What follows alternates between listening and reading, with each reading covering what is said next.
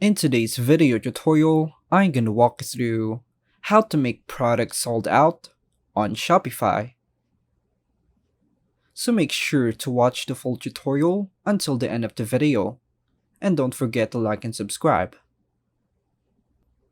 So first, as you can see, it's already been marked as sold out.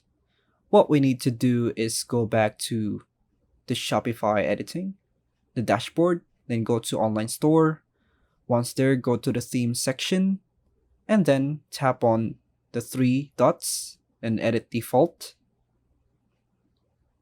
Now what we need to do is go to the products. Then once you're in the products, find the sold out.